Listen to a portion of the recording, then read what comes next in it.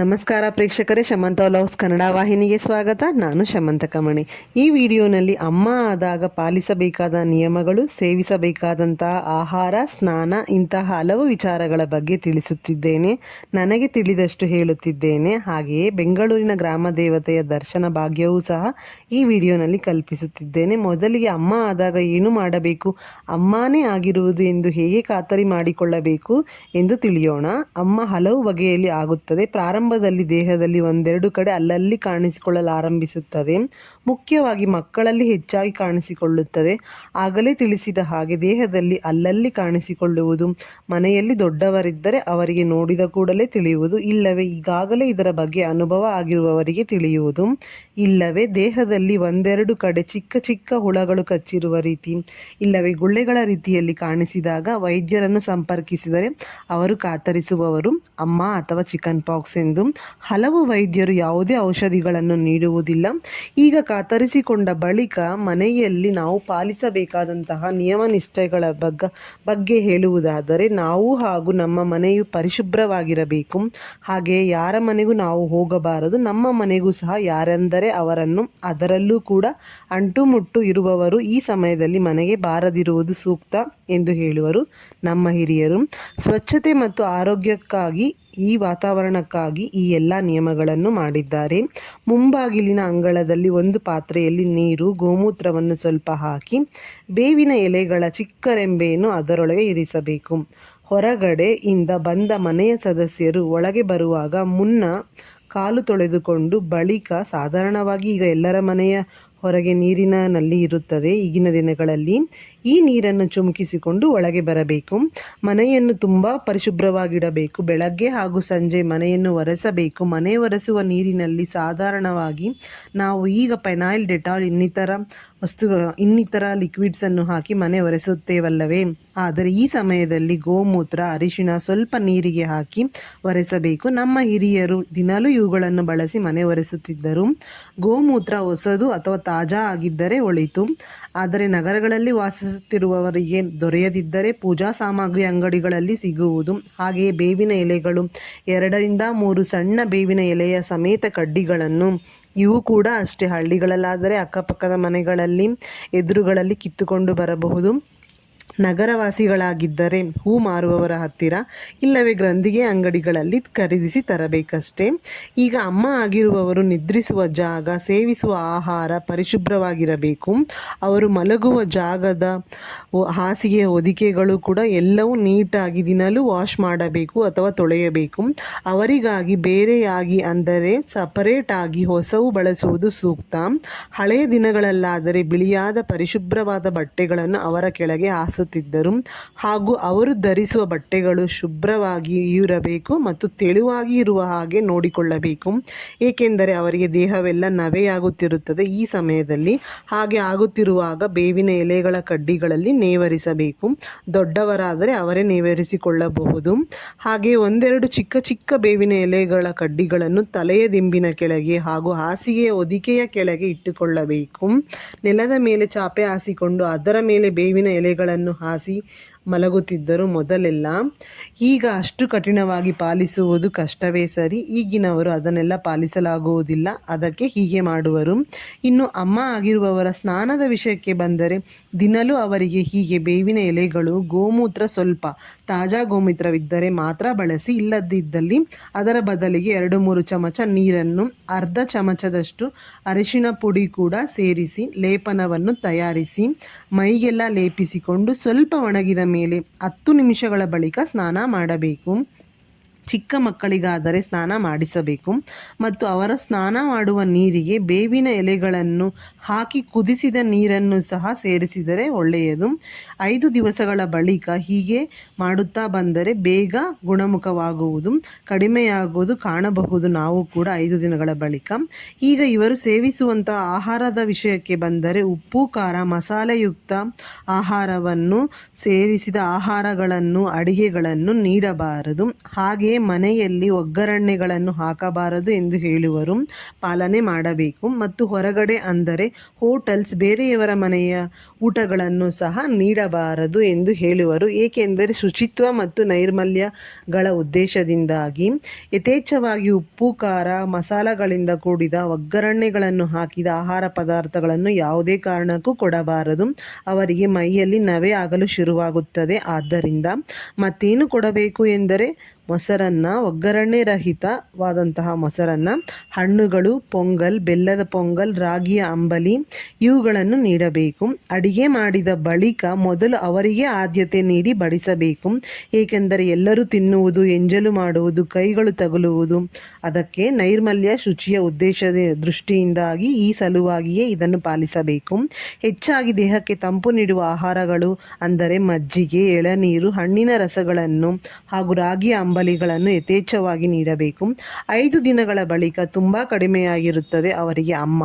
ಹಲವರಿಗೆ ದೇಹ ಬಿಸಿಯಾಗಿರುತ್ತದೆ, ಇನ್ನು ಕೆಲವರಿಗೆ ತಣ್ಣಗೆ ಇರುವುದು. ಈ ಸಮಯದಲ್ಲಿ 5 ದಿನಗಳವರೆಗೂ ಮನೆಯಲ್ಲಿ ತರಹವೇರಿ ಅಡಿಗೆಗಳನ್ನು, ಮಾಂಸದ ಆಹಾರಗಳನ್ನು ಮಾಡಬಾರದು, ಒಗ್ಗರಣೆ ಹಾಕಬಾರದು, ಮನೆಯಲ್ಲಿ ಪೂಜೆಗಳು ಸಹ ಮಾಡಬಾರದು ಎಂದು ತಿಳಿಸಿದ್ದಾರೆ ನಮ್ಮ ಹಿರಿಯರು. ಇವುಗಳೆಲ್ಲವುಗಳ ಇದರ ಹಿಂದೆ ವೈಜ್ಞಾನಿಕ ಕಾರಣಗಳು ಸಹ ಇವೆ. ನಿಯಮಗಳು ಸುಮ್ಮನೆ ಮಾಡಲಿಲ್ಲ ನಮ್ಮ ಹಿರಿಯರು. ಪೂರ್ತಿ ಕಡಿಮೆಯಾದ ಬಳಿಕ ಅಮ್ಮನವರ ಗುಡಿಗೆ ಹೋಗಿ ಬರುವುದು ವಾಡಿಕೆ. ಬೆಂಗಳೂರಿನಲ್ಲಾದರೆ ಅಮ್ಮ ಆಗಿ ವಾಸಿಯಾದ ಮೇಲೆ ಅಣ್ಣಮ್ಮ ದೇವಾಲಯಕ್ಕೆ ಭೇಟಿ ನೀಡುವುದು ಕಡ್ಡಾಯವಾಗಿದೆ. ಈ ಬೆಂಗಳೂರು ಅಣ್ಣಮ್ಮ ದೇವಸ್ಥಾನವು ಎಲ್ಲಿಹುದು ಎಂದರೆ ಮೆಜೆಸ್ಟಿಕ್ ಹತ್ತಿರ ಸುಬೇದಾರ್ ಛತ್ರದ ರೋಡ್, ಗಾಂಧಿನಗರದಲ್ಲಿ ಇದೆ. ಬಸ್ಗಳಲ್ಲಿ, ಆಟೋಗಳಲ್ಲಿ, ದ್ವಿಚಕ್ರ ಹಾಗೂ 4 ಚಕ್ರ ವಾಹನಗಳಲ್ಲಿ ಇಲ್ಲಿಗೆ ತಲುಪಬಹುದು. ದೇವಾಲಯದ ಸಮಯ ವಿಷಯಕ್ಕೆ ಬಂದರೆ ಬೆಳಗ್ಗೆ 6ರಿಂದ ರಾತ್ರಿ 10ರವರೆಗೆ ತೆಗೆದಿರುತ್ತದೆ.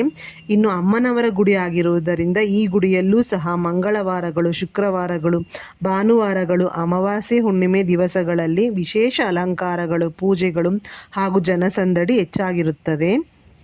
ಈ ದೇವಾಲಯದ ಚರಿತ್ರೆಯ ವಿಷಯಕ್ಕೆ ಬಂದರೆ ಮತ್ತು ಅಮ್ಮನವರು ಹೇಗೆ ಇಲ್ಲಿ ನೆಲೆಸಿದರು ಎಂದು ತಿಳಿಯಬೇಕೆಂದರೆ, ಬಹಳ ಹಿಂದೆ ಮುನಿಸ್ವಾಮಿ ಹಾಗೂ ಅಣ್ಣಪ್ಪ ಎನ್ನುವ ವ್ಯಕ್ತಿಗಳ ಹೊಲ ಅಥವಾ ಜಮೀನಿನಲ್ಲಿ 7 ಕಲ್ಲಿನ ರೂಪದಲ್ಲಿ ಈ ಸಪ್ತಮಾತೃಕೆಯರು ಉದ್ಭವಿಸಿದರಂತೆ.